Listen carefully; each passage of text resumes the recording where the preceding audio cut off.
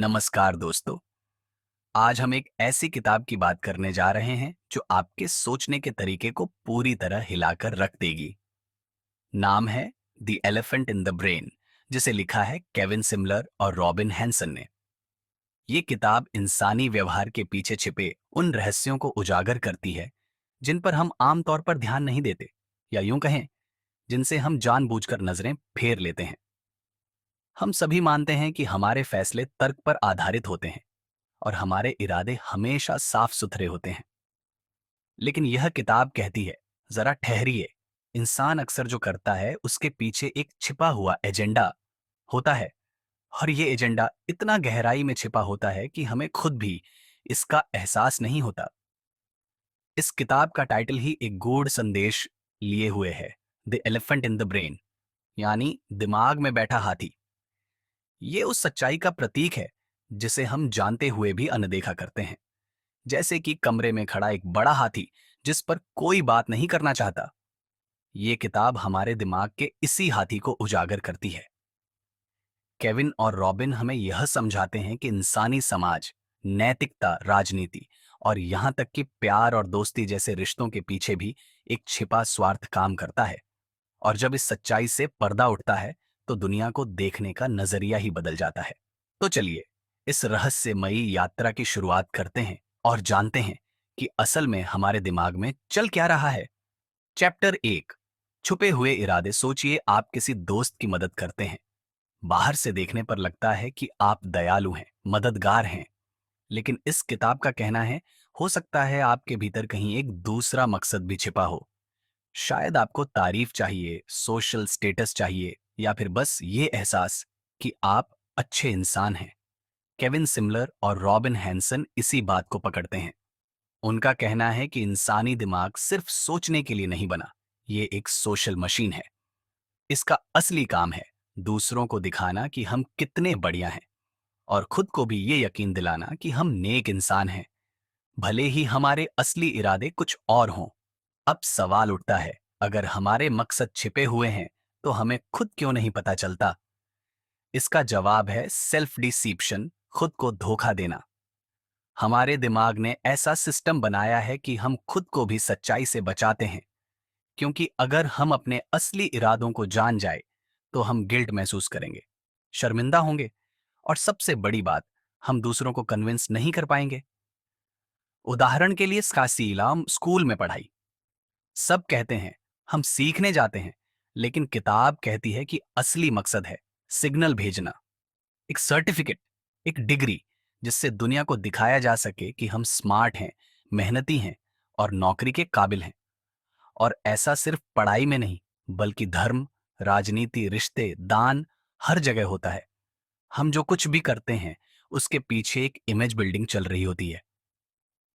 अब जरा सोचिए, जब कोई इंसान सोशल मीडिया पर दान करते हुए फोटो पोस्ट करता है, तो क्या वो सिर्फ मदद कर रहा है, या वो चाहता है कि लोग उसे महान समझें? ये बातें चुभती हैं, क्योंकि हम सब खुद को अच्छा समझना चाहते हैं। लेकिन यही तो इस किताब की खूबसूरती है, ये हमें हमारे ही दिमाग का आईना दिखाती है। केविन और रॉबिन कहते हैं कि अगर हम अपने छिपे हुए मकसदों को पहचान लें तो हम ज्यादा ईमानदार, समझदार और प्रभावशाली बन सकते हैं, क्योंकि तब हम सही फैसले लेंगे, सिर्फ दूसरों को दिखाने के लिए नहीं, बल्कि खुद के भले के लिए भी। तो दोस्तों, अगर आपको भी लगने लगा है कि आपके अंदर कोई हाथी है जो चुपचाप बैठा है और आपकी हर हरकत में शामिल है, तो इस वीडियो को लाइक कीजिए, उस हाथी को भी जागने का मौका दीजिए, और कमेंट में बताइए, क्या आपने कभी ऐसा कुछ फील किया? और हाँ, अगर आप चाहते हैं कि ये हाथी दूसरों के दिमाग से भी बाहर निकले, तो वीडियो को शेयर करिए और चैनल को सब्सक्राइब करना न भूलिए, क्योंकि आगे आने वाले चैप्टर्स में होगी और भी दिमागी खुराफात। चैप्टर 2, स्वधोखा। जब हम खुद को धोखा देते हैं, अब जरा सोचिए, कोई इंसान झूठ बोलता है, लेकिन इतने भरोसे के साथ कि आपको भी यकीन हो जाए। दिलचस्प बात यह है कि कभी-कभी वो इंसान खुद भी उस झूठ पर यकीन करता है, और ऐसे में झूठ बोलना आसान हो जाता है। बस यही है इस चैप्टर की जड़, सेल्फ डिसेप्शन, यानी खुद को धोखा देना। लेखक बताते हैं कि इंसान दूसरों से ज्यादा खुद से झूठ बोलने में माहिर है। लेकिन सवाल ये है, क्यों? क्या हम इतने मासूम हैं कि खुद को बेवकूफ बना लेते हैं? नहीं, असल में ये एक स्मार्ट स्ट्रेटजी है। मान लीजिए आप किसी इंटरव्यू में हैं। अगर आपने खुद को पहले से यकीन दिला दिया है कि आप बहुत टैलेंटेड हैं, भले ही हकीकत थोड़ी अलग हो, तो इंटरव्यू में आप ज्यादा कॉन्फिडेंस के साथ बोल पाएंगे और सामने वाला भी ज्यादा इंप्रेस होगा। यही बात रिश्तों में, बिजनेस में और यहां तक कि राजनीति में भी लागू होती है। जब इंसान अपने इरादों को खुद से छुपा लेता है, तब वो औरों को भी बेहतर ढंग से कन्विंस कर पाता है। इस प्रक्रिया को लेखक एक और जबरदस्त तरीके से समझाते हैं। हमारे दिमाग में एक पब्लिक रिलेशन ऑफिसर बैठा होता है। उसका काम है दूसरों को दिखाना कि हम कितने अच्छे, सच्चे और नेक हैं। और जब हम खुद ही अपनी पब्लिसिटी पर यकीन कर लेते हैं, तो ये ड्रामा और भी असरदार हो जाता है। अब इसमें नुकसान क्या है? जब हम बार बार खुद से ही झूठ बोलते हैं, तो धीरे धीरे हम अपनी कमजोरियों, गलतियों और असली इच्छाओं को पहचानना बंद कर देते हैं। हम सोचते हैं कि हम मदद कर रहे हैं, जबकि हम मान सम्मान या सराहना पाने के लिए ऐसा कर रहे होते हैं। सेल्फ डिसेप्शन हमें एक कंफर्ट जोन देता है, लेकिन इसी के कारण हम कभी कभी जरूरी बदलाव करने से चूक जाते हैं। लेखक का मानना है कि अगर हम इस धोखे को पहचान लें, तो हम ज्यादा ईमानदारी से अपनी जिंदगी देख सकते हैं। हम अपने मकसद साफ कर सकते हैं और तभी हम सच में आगे बढ़ सकते हैं। तो दोस्तों, ये चैप्टर बताता है कि झूठ सिर्फ दूसरों के लिए नहीं होता। असली धोखा हम खुद को देते हैं। अब जरा अपने अंदर झांकिए। क्या कहीं कोई आधा अधूरा सच बैठा है? अगर हां, तो कमेंट में लिखिए, अब मैं खुद को सच दिखाऊंगा। और अगर ये वीडियो आपको पसंद आया, तो उस सत्य की खोज में साथ देने के लिए लाइक का घंटी वाला बटन दबाइए, शेयर का झंडा उठाइए और सब्सक्राइब की घंटी बजाइए। चैप्टर 3, मोरालिटी, नैतिकता या दिखावा। हम सभी को नैतिकता का पाठ पढ़ाया जाता है। सच्चाई बोलो, मदद करो, बड़ों का सम्मान करो, ईमानदार बनो। ये बातें किताबों में होती हैं, स्कूल में सिखाई जाती हैं और समाज में इनका दिखावा भी खूब होता है। लेकिन the elephant in the brain के लेखक कहते हैं, नैतिकता अक्सर एक मुखौटा होती है, असली चेहरा उसके पीछे छिपा होता है। अब आप सोच रहे होंगे, मतलब हम अच्छे इंसान नहीं हैं? तो सुनिए, लेखक ये नहीं कह रहे कि नैतिकता बेकार है। वो कह रहे हैं कि हम नैतिकता का इस्तेमाल एक रणनीति के तौर पर करते हैं, ताकि हम समाज में अपना रुतबा बना सकें। मान लीजिए कोई इंसान खुलेआम कहे, मैं दूसरों की मदद इसलिए करता हूं ताकि लोग मुझे अच्छा समझें। आप क्या सोचेंगे? शायद उसे स्वार्थी कहेंगे। लेकिन अगर वही इंसान कहे, मुझे दूसरों की मदद करने में खुशी मिलती है, तो आप वाह वाह करेंगे। यही है असली खेल।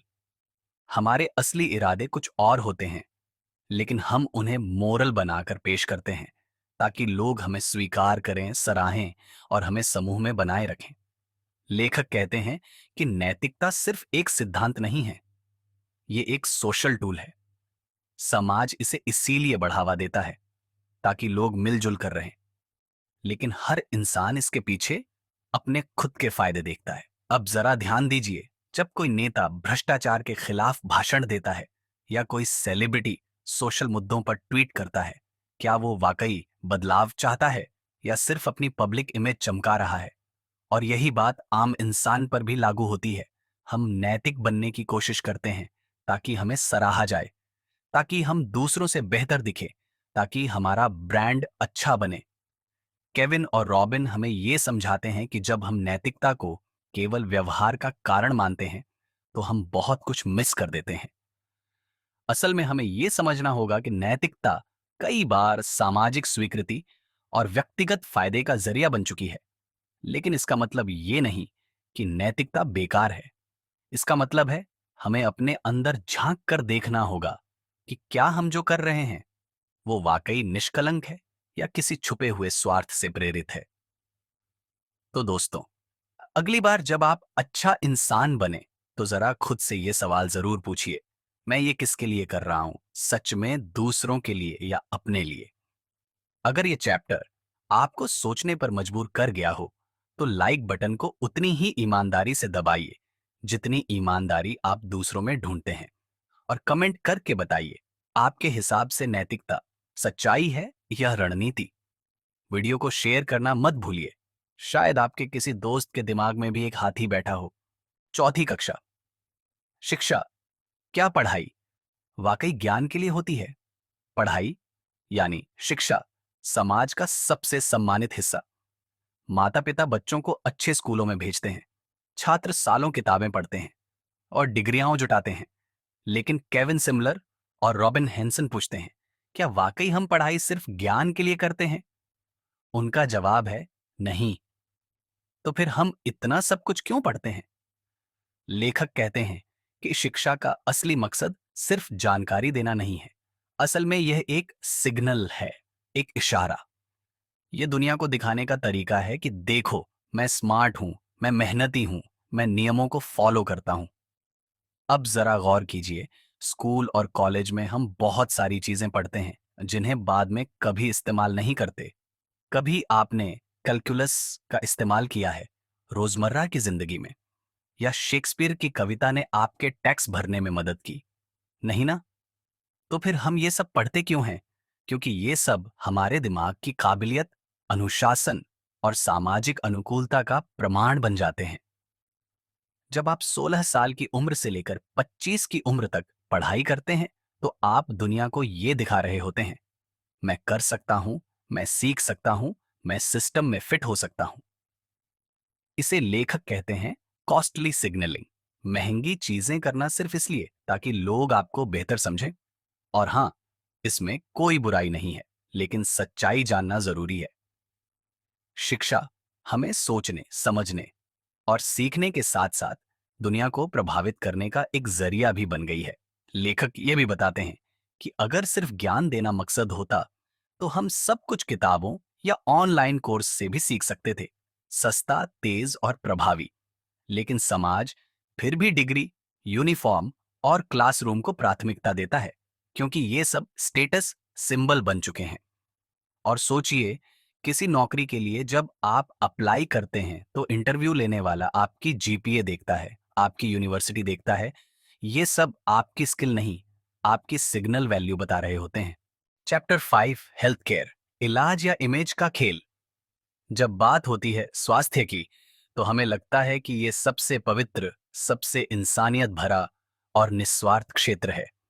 बीमार इंसान को ठीक करना, इससे ज्यादा नेक क्या हो सकता है? लेकिन केविन सिमलर और रॉबिन हैंसन कहते हैं, हम हेल्थ केयर पर इतना खर्च इलाज के लिए नहीं करते, बल्कि दिखाने के लिए करते हैं कि हम परवाह करते हैं। अब आप सोच रहे होंगे, क्या ये कैसा आरोप है? चलिए इसे एक उदाहरण से समझते हैं। मान लीजिए कोई इंसान बीमार है। अगर आप उसे सिर्फ सलाह दें कि आराम करो, हल्का खाना खाओ और समय पर सो जाओ, तो शायद सामने वाला कहे, तुम्हें मेरी परवाह ही नहीं है। लेकिन अगर आप डॉक्टर के पास ले जाएं, महंगी दवाइयां दिलवाएं, टेस्ट कराएं, तो वो कहेगा, तुमने मेरी मदद की। यानी इलाज का असर दूसरे को दिखाने में है, न कि सिर्फ बीमार को ठीक करने में। लेखक इसे कहते हैं medicine as a signal of concern. यानी हेल्थ केयर एक तरीका बन गया है दिखाने का कि हम एक दूसरे की परवाह करते हैं। सोचिए, हर साल लाखों लोग चेकअप कराते हैं, महंगे अस्पतालों में जाते हैं, और फिर भी उनकी सेहत पर उतना असर नहीं पड़ता जितना लाइफस्टाइल सुधारने से पड़ सकता है। लेकिन हेल्थ केयर में जो दिखता है, वो है मशीनें, डॉक्टर की वाइट कोट, इंजेक्शन, स्कैन, दवाइयाँ। ये सब समाज को दिखाते हैं कि मैं बीमार हूँ, मैं इलाज करवा रहा हूँ, और सबसे अहम, लोग मेरी फिक्र करते हैं।